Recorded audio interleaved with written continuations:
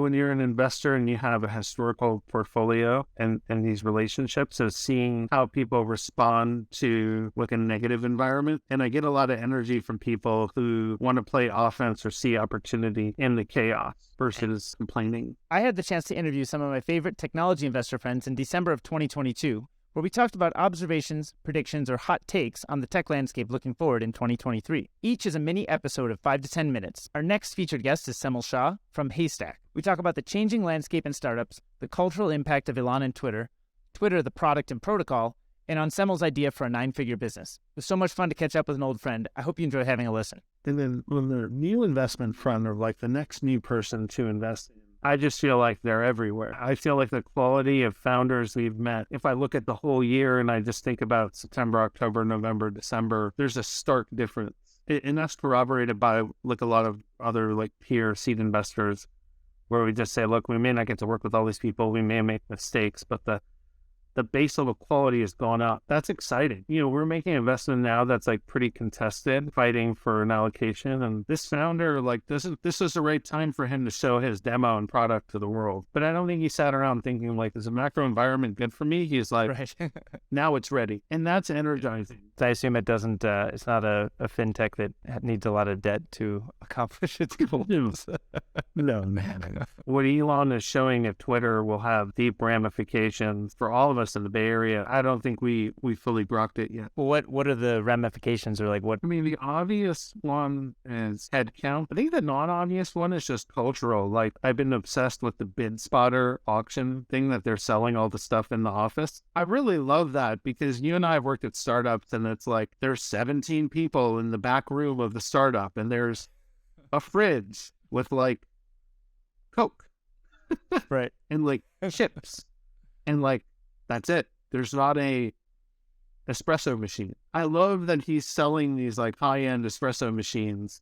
And so I think that, you know, sends a different kind of message. Where is the money going? People raised a lot of money and then they paid people a lot of money in addition to giving them equity for risk. And then they wanted their offices to be, you know, it's a whole kind bar thing, right? It's not that it happens at the medium late stage companies. It happens at Series A companies. I think what he's doing, both on the cultural side, which I think is sort of not subtle on Twitter, but more subtle in this kind of bid spotter stuff, plus the headcount piece will reverberate through the ecosystem. What's your take on the product? Are you more optimistic about the product? Are you sort of cautious, or where's your head on that? Oh, I'm very optimistic about the product because it just feels like, I mean, shoot, Dave, like if he were to ask you to come in for a week and just make product improvements, like the low-hanging fruit is so low.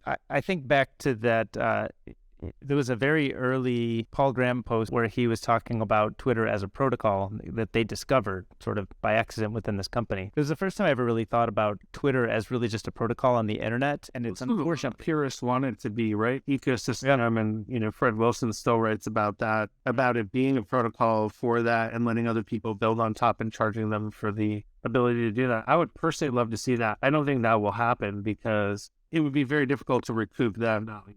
What about other models that we're seeing, I guess, a few explorations, like I'm sure you're familiar with Farcaster, but an attempt at rebuilding it with kind of a commitment to not controlling the interface in the way that you have to when you're building an ads business? The promise of Farcaster is really interesting. It's like the network portability, the no ads, the ability to leverage like state-of-the-art technology to do it. In the case of Twitter, and you know, we both know Dan and Farcaster, I really said Farcaster is like a showcase to show what the next entrepreneur could do, the next Jack can do. I think Twitter has like one of the strongest network effects. How do you replicate that? I don't know. I don't know how long that will take, but maybe that's somebody else's opportunity. I don't know.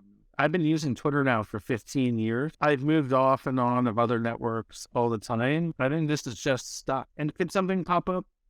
Totally. Outside of the Twitter stuff, a lot going on in AI. Yeah, in AI. Elon's post was really interesting about a new company with a new architecture and foundation, being able to like have a new economic model and attack an incumbent. But then I think about like Notion adding AI features to like their ecosystem. Is it easier for Instagram and Notion to quote, layer in AI into our experiences and capture the value from that? Or will it be a new company Or will it be both? I don't know. But my intuition tells me that it's more likely that an existing network and product, because it figured out distribution, can add this as a feature for most things outside of maybe search. If you were to see a new type of search, do you think it's more like the platform provider like OpenAI presenting that as an interface, or do you think it's like a new type of application company that maybe built on LLM work that OpenAI has done? I'm not an expert at this, but from what I've gathered from other people, it costs so much and takes so much time to train these models that it's very unlikely for your average startup to be able to solve that. So they'll probably use someone else's infrastructure, but then if other people can use it too, I don't know how these things get super specific. I have always thought about this possibility with like a company like McKinsey, right? They employ lots of people. They have decades and decades of like some of the best data and qualitative and quantitative thinking on all sorts of corporations. They probably have teams and teams of research people and analysts providing ammo to their case managers and partners. Can that be done? A model is trained on their specific corpus of data that's proprietary to them. And how much would you pay for that? And you have a compounding effect. And I think there's a way to calculate what you would pay for it, because you would have less headcount. You would have faster information recall and retrieval, and it would get better over time. That sounds like 9 figures a year to me. Well, if you're building that 9-figure business, you should go hit up Semil. That was so much fun to hear on his views on what's ahead. Sign up for my newsletter at curiousdk.com to get upcoming episodes with more predictions from my favorite investor friends.